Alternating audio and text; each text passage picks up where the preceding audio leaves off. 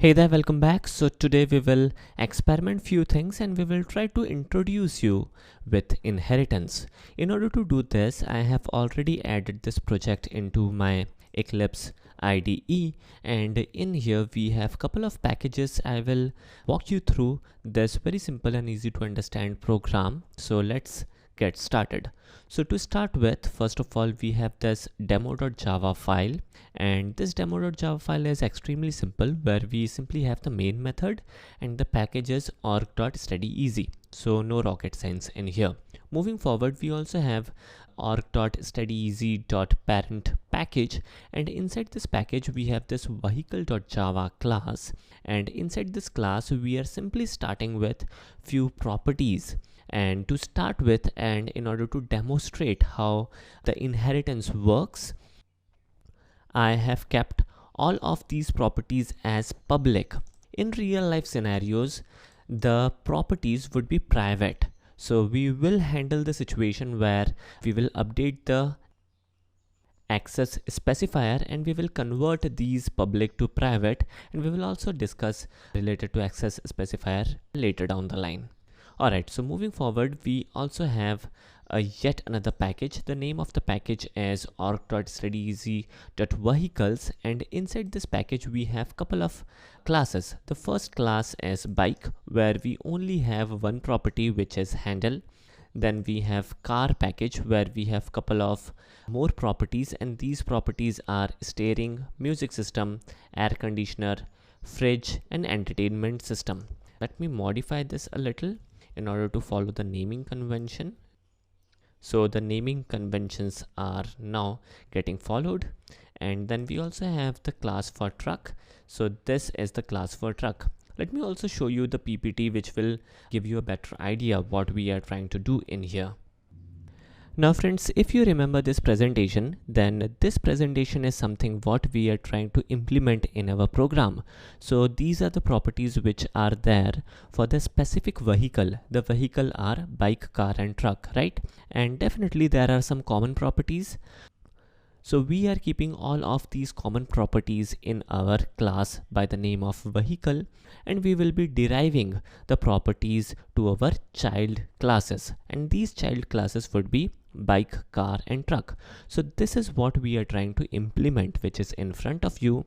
There would be a class by the name of vehicle, where we have couple of properties. Likewise, there are classes which will derive vehicle and add some specific properties for the specific vehicle. Alright, so let me close this.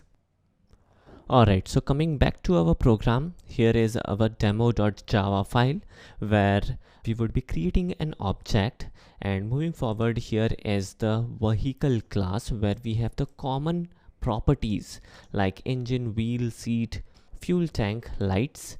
Likewise, we have these specific vehicles like bike, car and truck, and these classes have specific properties like bike has a handle, car has steering, music system, air conditioner, fridge, entertainment system, then truck has steering, music system, air conditioner and container, right? So apart from these common properties, we have the specific property defined in these specific classes. So let's get started and let's create an object of bike class. Alright, so in here, moving forward, I can type in like bike equals new bike.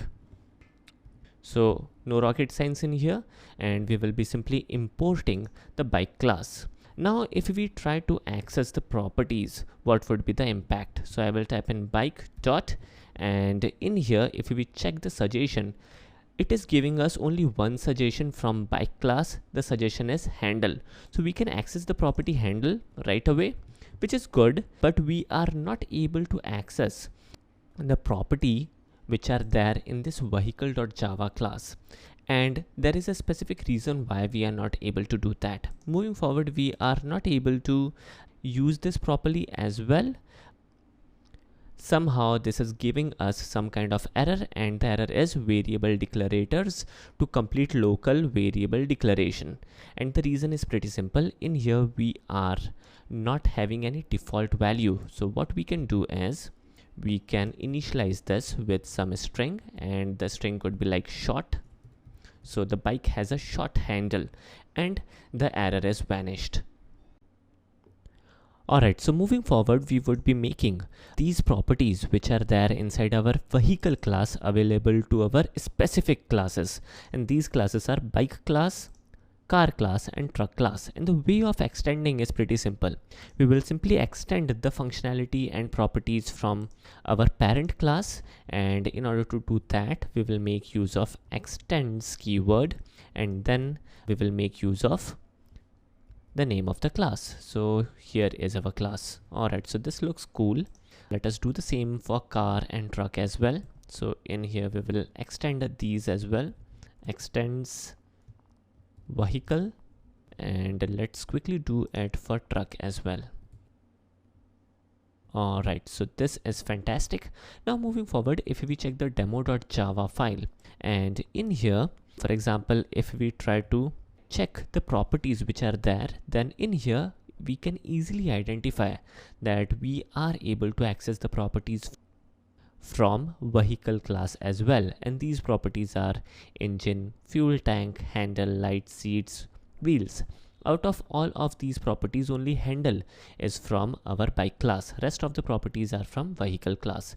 Now for example, we make use of this bike.engine, and type of the engine as maybe petrol engine, and then it will work properly, right? And we can check the values using system.out.println. Let me do that. So in here I will simply print bike.engine and our work should be done. So let me check. So in here we can say bike.engine